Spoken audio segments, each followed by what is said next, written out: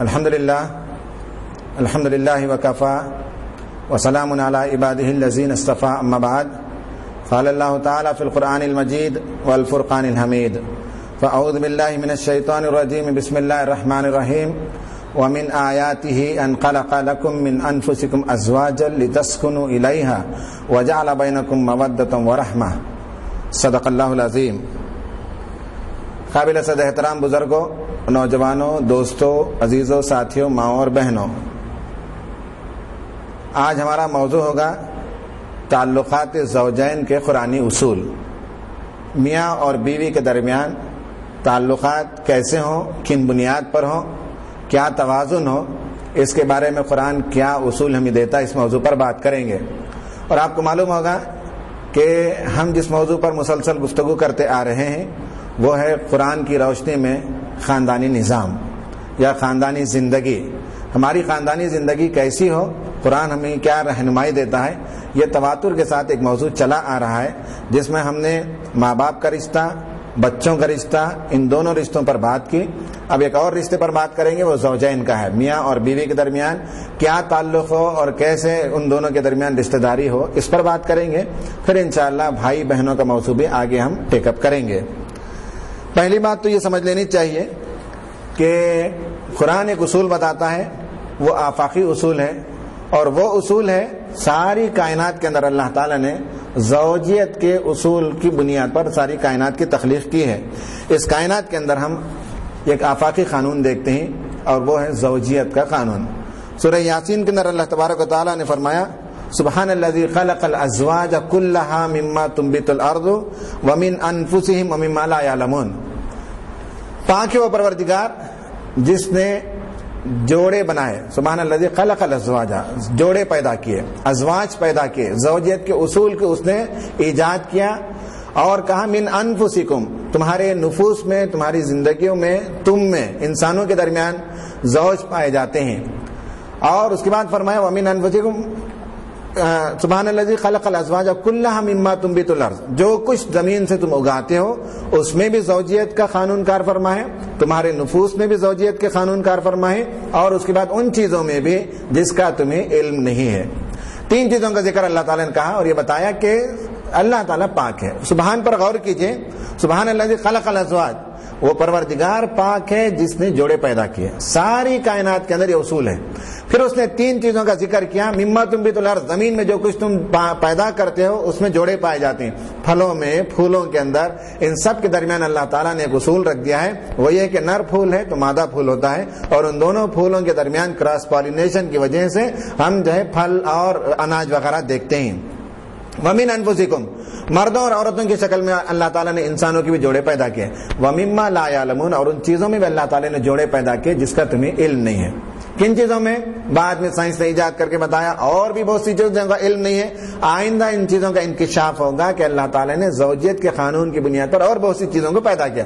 مثلا نارتھ پول، اس کے بالمقابل اللہ تعالیٰ نے ساؤتھ پول پیدا کیا۔ اسی طرح آپ ایٹم لیتے ہیں تو اس میں اللہ تعالیٰ نے الیکٹران پیدا کیا تو پازیٹران بھی پیدا کیا۔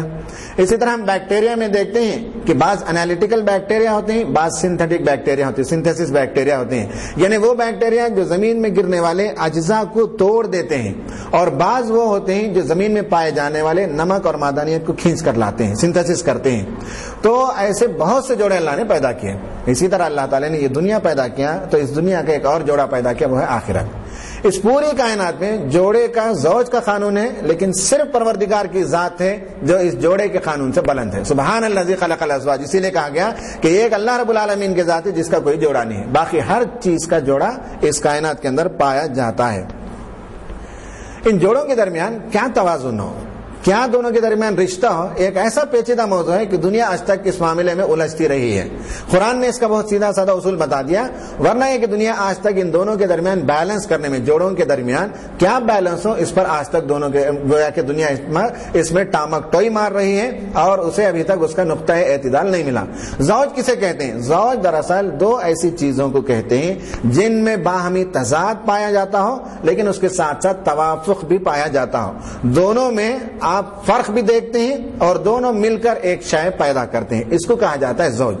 زوج میں دو چیزوں میں، ایک میں دوسرے میں کمی فرق ہے، ایک میں فرق ہے، کمی ہے، تو اس کمی کو پورا کرنے کے لیے اللہ تعالیٰ نے دوسرے کو پیدا کیا. اسے زوج کہتے ہیں، جوڑا کہتے ہیں.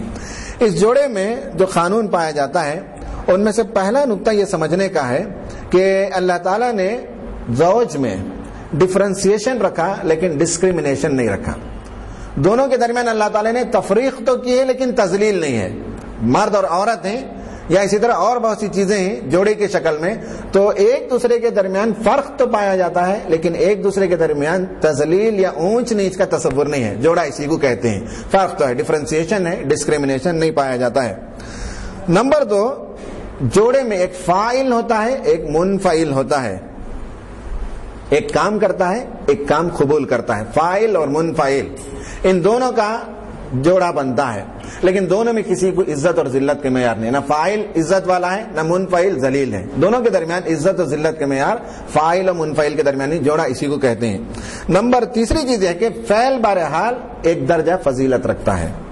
اس کو ہم تھوڑا سا آگے بتائیں گے کہ فعل جو ہوتا ہے اس کا ایک درجہ فضیلت. اس کا مسئلہ یوں سمجھ سکتے ہیں، سوئی اور کپڑا ہے. ان دونوں کے درمیان یہ دونوں زوج ہیں، جوڑے ہیں، دونوں میں ڈفرنس ہے لیکن ڈسکریمنیشن نہیں ہے. اور ایک فاعل ہے، سوئی فاعل ہے تو کپڑا منفعل ہے، لیکن اس میں ایک درجہ فضیلت ہے سوئی کو. اور سوئی کے اندر پاور، اقتدار، غلبہ، اثر، تحکم پایا جاتا ہے. اور کپڑے کے اندر مؤثر ہونا اور اثر کو لینا اور مغلوب ہونے کی صلاحیت ہے. تبھی تو کپڑا آپ سل سکتے ہیں. سوئی کے اندر اللہ تعالیٰ نے غلبہ رکھا، اقتدار رکھا، قوت رکھا، تحکم رکھا، اثر رکھا، اور کپڑا اس کو قبول کرتا ہے، تب اس کپڑے کو سلا جا سکتا ہے. آج کی دنیا جو کہتی ہے کہ سوئی جس طرح اسٹیل سے بنی ہوئی ہے اس طرح کپڑے بھی اسٹیل کا بننا چاہیے، یہی دونوں کے درمیان مساوات ہے. ان کا تصور مساوات کا یہ ہے کہ ایک دوسرے کے اندر اللہ تعالیٰ نے فاعل اور منفعل کا جو جذبہ اور جو تصور رکھا اسے مٹا کر ہوموجنائزیشن لانا چاہتے ہیں. ایک معنی میں سیکسول کمیونزم لانا چاہتے ہیں، ایک دم مرد اور عورت سب یکساں ہو جائیں، دونوں میں فرق نہ رہے. یہ آج کی دنیا کا تصور ہے. ورنہ زوجیت میں ہم دیکھتے ہیں اسی طرح آپ دیکھیں کہ کھدال ہے، کھدال کے اندر سختی ہے، پاور ہے، غلبہ ہے، اور زمین اس کے اندر نرمی ہے. تبھی جو ہے کھدال کام کرتا ہے اور زمین اس کا اثر قبول کرتی ہے اور اس سے جو ہے اس کی کھیتی باڑی کے لیے بڑا اہم کام ہوتا ہے. یہ ہے زوج کے درمیان تعلق جس میں ایک فاعل ہوتا ہے، ایک منفعل ہوتا ہے. بہرحال ایک درجہ فاعل کو غلبہ کا حاصل ہے. فاعل کے اندر قوت ہوتی ہے اور اثر ضرور ہوتا ہے، جبکہ منفعل مغلوب ہوتی ہے، کمزور، متاثر اور اطاعت کرنے کا مزاج ہوتا ہے. اسی سے اللہ تعالیٰ نے پوری کائنات کا نظام بنایا ہے. یہ زوجیت کے اصول کو ہم مان لیتے ہیں تو اس کے بعد ہم اس بات کی طرف آتے ہیں کہ انسانوں کے درمیان اللہ تعالیٰ نے زوج پیدا کیا، مرد اور عورت دونوں میں. اب یہ دونوں زوج ہیں، یعنی یہ کہ دونوں کے درمیان اللہ نے ڈفرنس رکھا. دونوں ایک نہیں ہیں، دونوں کے درمیان ڈفرنس رکھا لیکن ڈسکریمنیشن نہیں رکھا. اس پر ہم آگے بات کریں گے. پھر اس کے بعد یہ دیکھتے ہیں کہ ایک اس میں فاعل ہوتا ہے، ایک منفعل ہوتا ہے. ایک اثر چھوڑتا ہے، ایک اثر لیتا ہے. جوڑے میں دونوں پیئرز کے درمیان یہ فرق ہے اور ان میں سے ایک کو جو فاعل ہوتا ہے ایک درجہ فضیلت حاصل ہے. یہ آپ سمجھ لیجئے مرد اور عورت کے درمیان تعلقات میں بھی. اب میاں اور بیوی، مرد اور عورت جو قریب آتے ہیں اس کا جو اصول سماجی طور پر، فطری طور پر قدیم جو اصول رہا ہے وہ اصول ہے شادی کا. اسی طریقے سے دونوں قریب آتے ہیں. مرد اور عورت دونوں کا جوڑا بنتا ہے، زوج بنتے ہیں اور دونوں قریب آتے ہیں، ایک دوسرے سے مل کر ایک بات مکمل ہوتی ہے. ورنہ دونوں ادھورے رہتے ہیں. تو دونوں کے قریب آنے کا ایک طریقہ جو قدیم طریقہ، جو فطری طریقہ، مذاہب کا طریقہ اور قدیم سماجی طریقہ ہے وہ شادی کا طریقہ ہے. شادی کے سلسلے میں نفسیات کی کتابوں میں بات ہمیں پڑھنے کو ملتی ہے کہ شادی بھی 3 قسم کی شادیاں ہوتی ہیں. ایک ہے ٹریڈیشنل میرجز. ٹریڈیشنل میرجز وہ ہوتے ہیں جس میں میل جو مرد ہوتا ہے وہ انڈسپیوٹڈ لیڈر ہوتا ہے، تحکم، زور آور اور قوت قاہرہ اس کے پاس ہوتی ہے. اور اس کے بالمقابل اس کی جو بیوی ہوتی ہے وہ سبمسو ہوتی ہے اور کسی معاملے میں وہ اپنی رائے نہیں رکھتی، تسلیم و رضا، مکمل تسلیم و رضا. یہ کہتے ہیں ٹریڈیشنل میرج. جو روایتی شادیاں ہوتی ہیں تو اس میں مرد اور عورت، اس میں مرد کا غلبہ اور عورت کی اطاعت، مغلوبیت اور تسلیم و رضا ہم دیکھتے ہیں. نمبر 1. نمبر جو شادی میں جو دوسرا طریقہ ہے وہ کولیجیل میرج کہتے ہیں. کولیجیل میرج میں یہ ہوتا ہے کہ مرد کا رول بھی ڈیفائن ہوتا ہے, عورت کا رول بھی ڈیفائن ہوتا ہے, لیکن یہ کہ دونوں کے درمیان باہمی توافق پایا جاتا ہے, ایک دوسرے کی مدد کرتے ہیں, ایک دوسرے کو گویا کہ ہیلپ کرتے ہیں, یہ کولیجیل میرج ہوتا ہے. اور تیسرا میرج وہ ہوتا ہے جس کے لیے جو اصطلاح استعمال کی جاتی ہے وہ کامریڈ شپ میرج ہے. کامریڈ شپ میرج میں مرد اور عورت کا رول ڈیفائن نہیں ہوتا. لازم نہیں کہ عورت گھر میں رہے, لازم نہیں کہ مرد باہر جائے, لازم نہیں کہ بچوں کو پالنے کے لیے عورت ہی کام کرے, پکانا عورت ہی کا کام ہو. یہ فرق جو ہے مٹا دیا گیا کامریڈ شپ میں. عورت کمانے جائے گی, مرد گھر میں رہے گا. عورت جو ہے